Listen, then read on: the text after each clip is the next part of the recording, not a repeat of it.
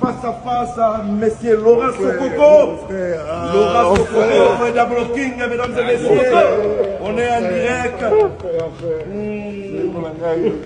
Double King avec Laurent Sokoko, mesdames et messieurs. On est en direct. Toujours avec les travailleurs. Merci à l'Alliance Pablo Kini, merci. Merci à Homme Noir. Merci beaucoup. Président a caché la terre, au pas au Mokozi, na kati ya Luanda, aye pato signé un contrat à Arena. Aye spécialement pato signé un contrat à Arena. Il y a Laura Soko, mais il y a un petit Laura pour un colonel. Oui, c'est ça. Il y a un petit Soko. C'est un grand libérateur. Grand libérateur. Mais le salé c'est mort, on a sous Laura Soko.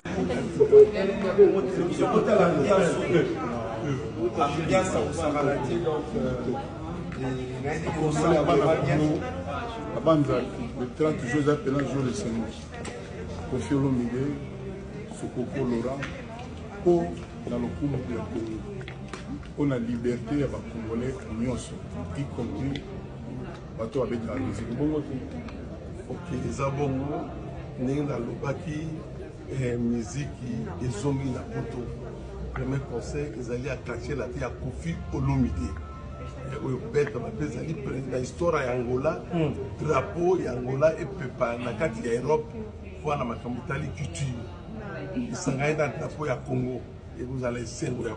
Est-ce que quand vous avez assuré face à face à Monsieur Laurent Sokoko. Laurent Sokoko, Double King, mesdames et messieurs. On est en direct. Double King avec Laurent Sokoko, mesdames et messieurs. On est en direct.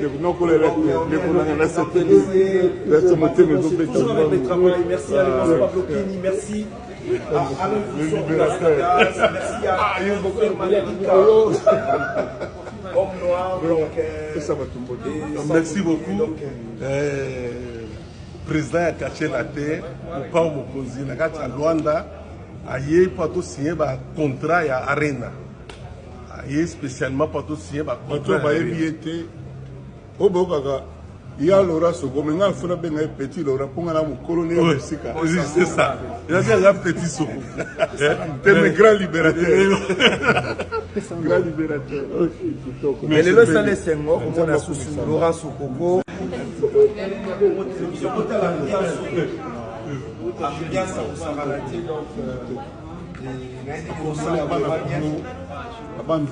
Le 30 Joseph Pélan jour le Seigneur.